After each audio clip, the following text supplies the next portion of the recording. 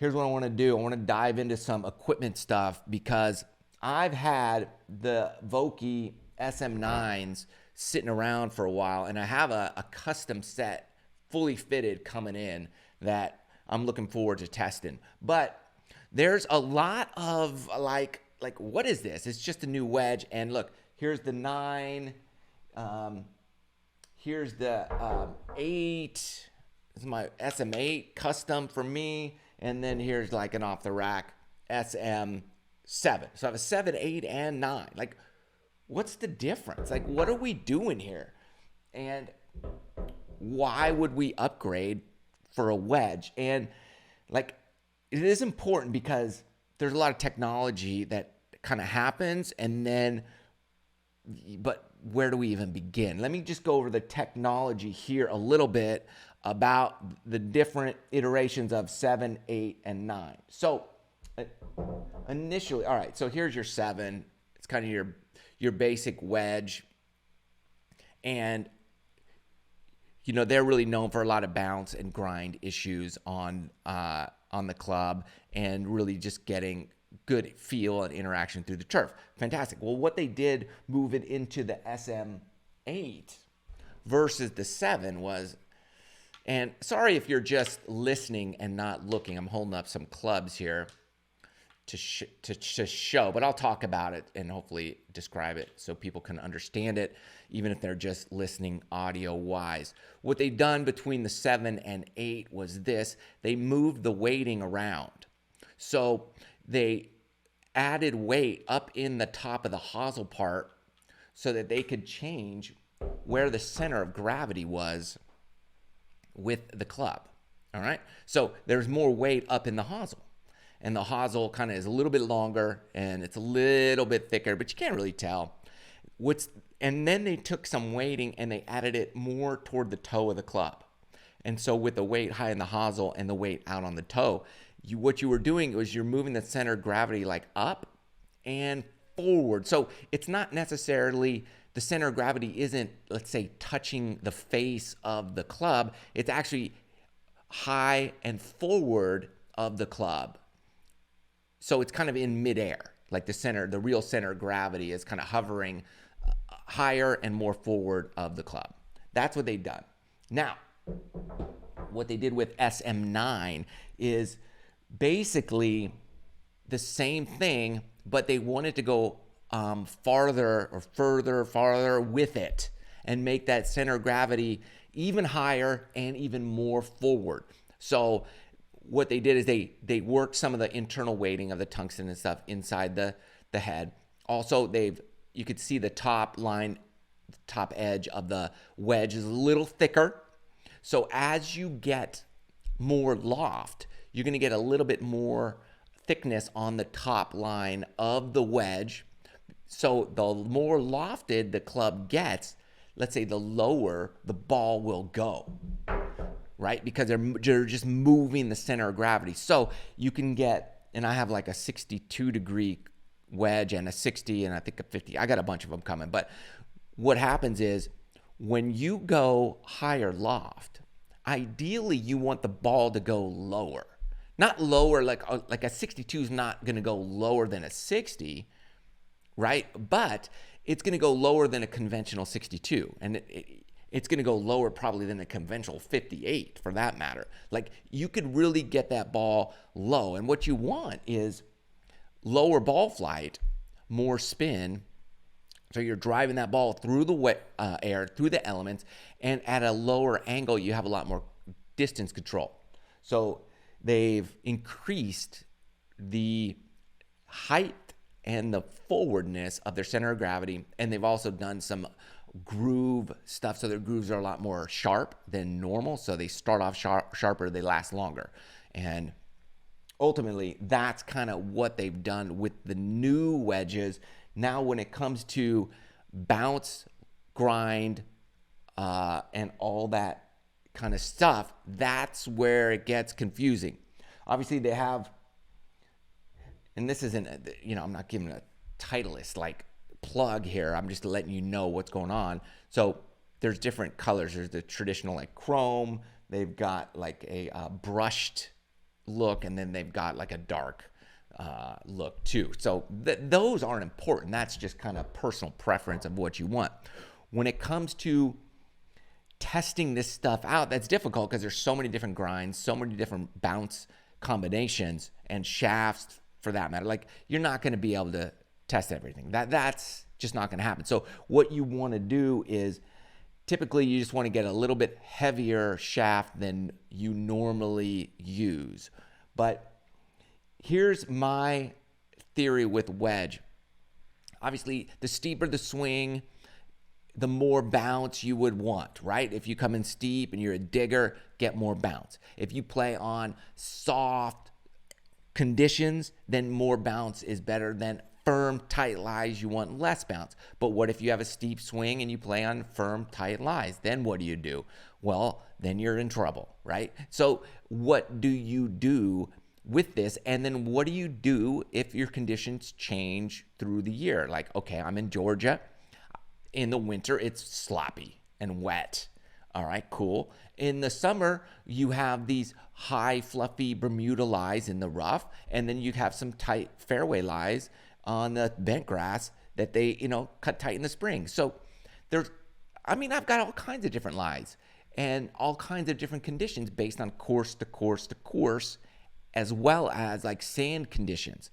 Some courses have a fluffy soft sand. Other courses have a harder packed dense sand. So what do you do with that? And here's how I like to put it together. I'll take one club. Let's say I have a 60, a 54, a 50, and then a 46, 48 for my pitching wedge. All right, so I've got 4 wedges. Here's what I do. I'll take my 60 and I'll put, let's say, the highest amount of bounce I have in that. So let's say 12 degrees of bounce, right? So now I have a club for like a fluffy sand and a mushy, sloppy condition. And if I'm taking a steeper swing, I've got that club. Then I go to my next one, my 54, let's say, or 56, whatever, your combination is. Then I would do a different bounce in that club. So not a 12, I might go to an 8 degree. So my bounce changes, and I can still use that out of the sand if the sand is firm packed. And it just, open up the face. So that's what I would do. And then I'd go down to my 50. And now my 50, now this doesn't matter so much, but this bounce would probably match closer to what my irons are. 4, 5, 6, 7 degrees of bounce, kind of in there, right? 8 degrees, that's fine too. But I would go less bounce down the line. Right? Now, I'm not on tour. I'm not playing week to week, so I don't have somebody to kind of dial in my wedges every week for whatever conditions. Most of us aren't there. So that's what I would do. I would have a high bounce, 60, and then lower it as I went. Now, if you like a very little bounce in your 60 because of your swing or whatever, then I would do the opposite of that. So let's say you have a very shallow swing and you pick it tight and you clean and you don't like bounce. Then I would go very low bounce, like a 4 degree bounce in my 60 and have a kind of nothing for all those shots that I want to use no bounce for. But then I would add extra bounce in my next wedge, which would be, let's say, my 56. Then I would go up. So I had something with some bounce. All right. Then you can always play with it because as you open up the face, you're going to add bounce. So if you had low bounce in your 60, like 4 degrees, but you needed more in the sand, then you just open that up a ton and it adds from 4 to up to 12 degrees of bounce. But if you need more distance out of that particular sand shot, then you go to your next club and you do the same and you add bounce by opening up that face. Also, just to kind of make it simple for everybody, when you do this, okay, when you get your wedges, what you want to do is, instead of buying all the wedges to, that go with your swing, like I said, like space it out so you have a little bit of everything. And then you're just going to have to adjust your approach to that shot for the wedge you have. Meaning you're going to have to practice a bit so that you're comfortable and familiar with what you have to work with. And then if you have a tight lie and a lot of bounce on your wedge, you're going to have to play a different shot, right? If you have a 16 degrees of bounce on your 60-degree wedge and you have a tight lie, that's going to be very, very difficult. And so people think they're a horrible wedge player. No, you have a good wedge. You're just not using it in the right situation. So you would have to then do a totally different shot. Chip with your 7-iron. Chip it with your hybrid. Putt it. Something different. Don't use a high bounced club off a super tight lie. That's just not going to work. So you just got to know that. So hopefully that simplifies kind of what's going on in wedges more. So you have some kind of insight as to, hey, this is exactly what's happening right now.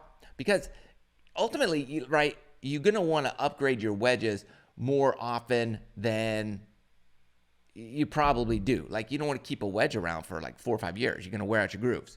Like, they don't last that long. Like your 60-degree wedge, I mean, I practice with that. I'll hit 100 balls out of a bunker for practice one day. I'll do a whole bucket. So a week of that, I mean, those aren't sharp wedges, but but I can control the spin for a long time because, of how you strike it in the fairway. So that's what I would say. Like,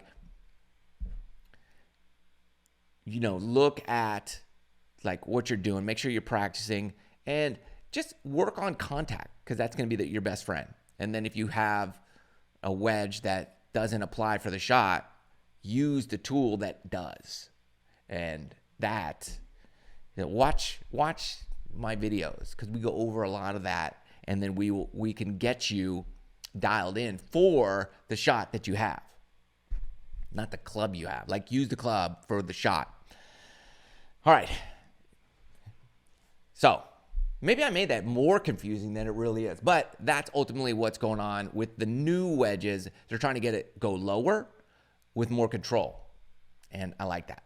And there's all kinds of options. You can figure out, like, what kind of grind do you want? You know what? To be honest with you, like, the average player isn't really going to be able to tell this grind versus that grind. It's just not. So you can make it work if for what you got have to work with. So don't worry so much about the grind.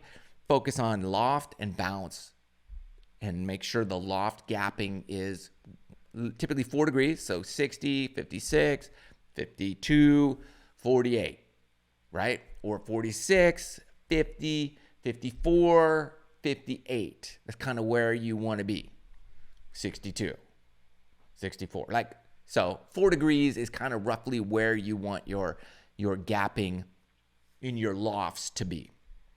And then just work that bounce so that you got a little bit of everything to work with, and should be good.